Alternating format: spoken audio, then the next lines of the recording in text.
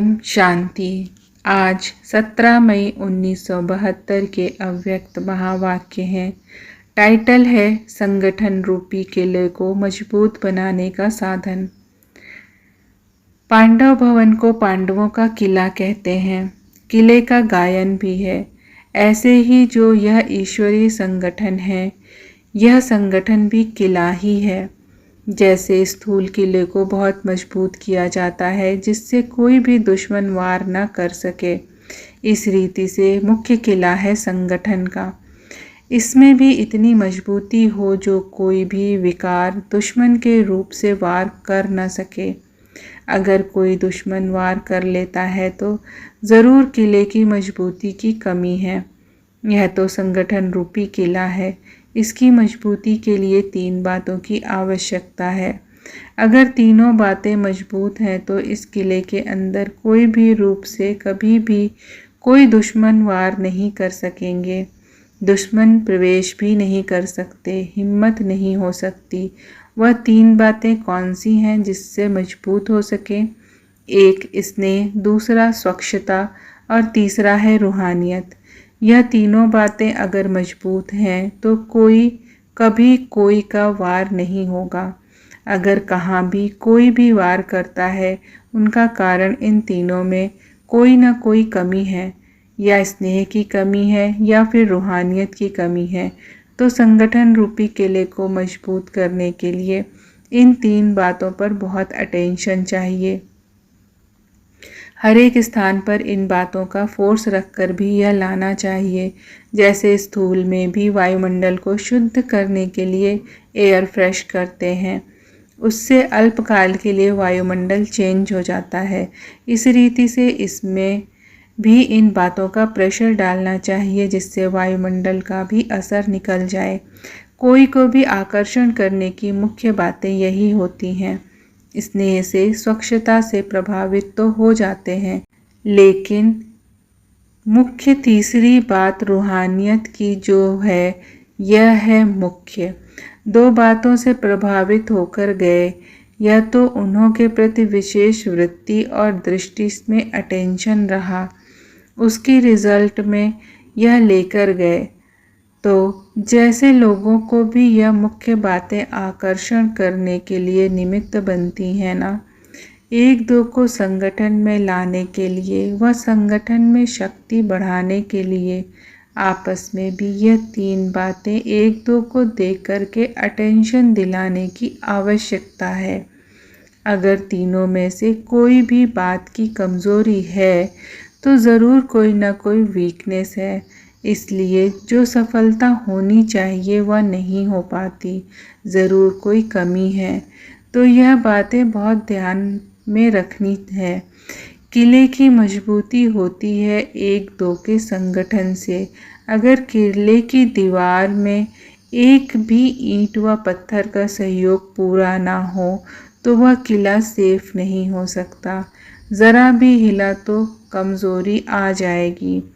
भले कहने में तो एक ईंट की कमी है, लेकिन कमज़ोरी चारों ओर फैलती है। तो वैसे ही मजबूती के लिए 3 बातें बहुत ज़रूरी हैं। फिर कोई वाइब्रेशन भी टच नहीं कर सकता। उतने ऊपर अटेंशन कम है। जैसे साकार बाप साकार रूप में लाइट हाउस, माइट हाउस दूर से ही दिखाई देते थे, ऐसे रूहानियत की मजबूती होने से कोई भी अंदर आएंगे तो लाइट हाउस, माइट हाउस का अनुभव करेंगे। जैसे स्नेह और स्वच्छता बाहर के रूप में दिखाई देती है, वैसे ही रूहानियत व अलौकिकता बाहर की रीति से प्रत्यक्ष दिखाई दे, तब जय जयकार होगी। ड्रामा प्रमाण जो भी कुछ चल रहा है उसको यथार्थ तो कहेंगे ही, लेकिन साथ साथ शक्ति रूप का भी अनुभव होना चाहिए। यह अलौकिकता ज़रूर होनी चाहिए। यह स्थान अन्य स्थानों से भिन्न है। स्वच्छता व स्नेह तो दुनिया में भी अल्पकाल का मिलता है, लेकिन रूहानियत कम है। यह ईश्वरीय कार्य चल रहा है, कोई साधारण बात नहीं है। यह अनुभव यहाँ आकर करना चाहिए। वह तब होगा जब अपने अलौकिक नशे में रह करके निशाना लगाएंगे। यह लक्ष्य ज़रूर रखना है। अपने चरित्र द्वारा, चलन द्वारा, वाणी द्वारा, वृत्ति द्वारा, वायुमंडल द्वारा, सभी प्रकार के साधनों से बाप के प्रैक्टिकल पार्ट की प्रत्यक्षता अवतरण भूमि पर तो प्रत्यक्ष मिलनी चाहिए। सिर्फ स्नेह, स्वच्छता की प्रशंसा तो कहाँ भी कर सकते हैं।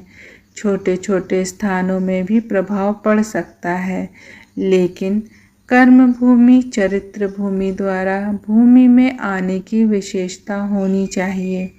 जैसे कोई को घेराव डाल करके चारों ओर से उसको अपने तरफ आकर्षित करने के लिए करते हैं, तो बाप के साथ स्नेह में भी समीप लाने की पॉइंट्स का घेराव डालो।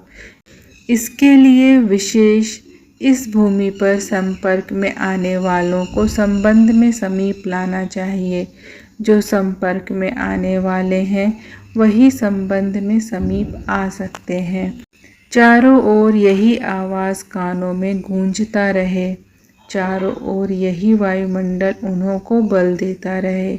इसके लिए 3 बातों की आवश्यकता है। अब तक जो हुआ वह तो कहेंगे ठीक हुआ, अच्छा तो सभी होता है, लेकिन अब की स्टेज प्रमाण अब होना चाहिए अच्छे से अच्छा। जबकि चैलेंज करते हो 4 वर्ष में विनाश की ज्वाला प्रत्यक्ष हो जाएगी, तो स्थापना में भी ज़रूर बाप की प्रत्यक्षता होगी, तब तो कार्य होगा ना। अच्छा, कमाल यह है जो विस्तार द्वारा बीज को प्रकट करें, विस्तार में बीज को गुप्त कर देते हैं। अब तो वृक्ष की अंतिम स्टेज है ना, मध्य में गुप्त होता है, अंत तक गुप्त नहीं रह सकता। अति विस्तार के बाद आखिरी बीज ही प्रत्यक्ष होता है ना। मनुष्य आत्माओं की यह नेचर होती है जो वैरायटी में आकर्षित अधिक होते हैं। लेकिन आप लोग किस लिए निमित्त हो? सभी आत्माओं का वैरायटी व विस्तार के आकर्षण से अटेंशन निकलवाए बीज तरफ आकर्षित करना। अच्छा, ओम शांति।